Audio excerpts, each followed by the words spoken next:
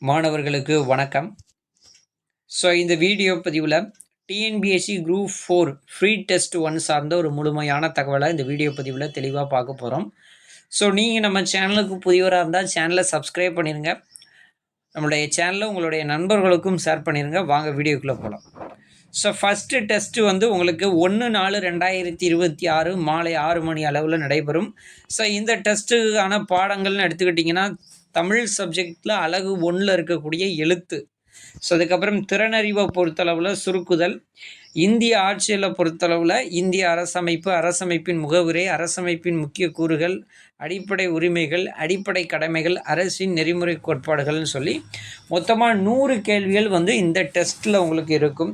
தமிழ் சப்ஜெக்டை பொறுத்தளவில் 50 கேள்விகள் இருக்கும். பாலிட்டியை பொறுத்தளவில் 40, திறனறிவை பொறுத்தளவில் 10, ஆக மொத்தம் 100 கேள்விகள் உங்களுக்கு இந்த டெஸ்ட்டில் இருக்கும். டெஸ்ட்டு வந்து நம்மளுடைய டெலிகிராம் சேனலில் தான் நடக்கும். சரிங்களா?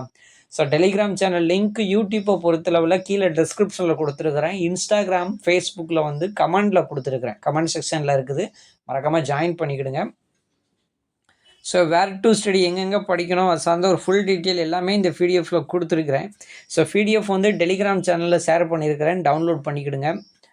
அது போக இந்த எஸ்ஆர்பி டிஆர்பி எக்ஸாமுக்கு வந்து நம்மளுடைய சேனல் சார்பாக டெஸ்ட் பேட்ச் வந்து மே மந்த்துக்கு அப்புறம் தான் நம்ம ஸ்டார்ட் பண்ணுவோம். சரிங்களா?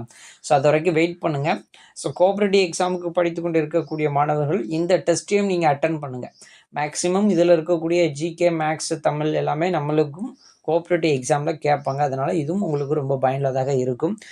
வேறு ஏதேனும் இது சார்ந்து உங்களுக்கு சந்தேகங்கள் இருக்கும் பட்சத்தில் கீழே கமெண்ட் செக்ஷனில் கமெண்ட் பண்ணுங்கள். மற்றொரு வீடியோ பதிவில் உங்களை சந்திக்கிறேன். நன்றி, வணக்கம்.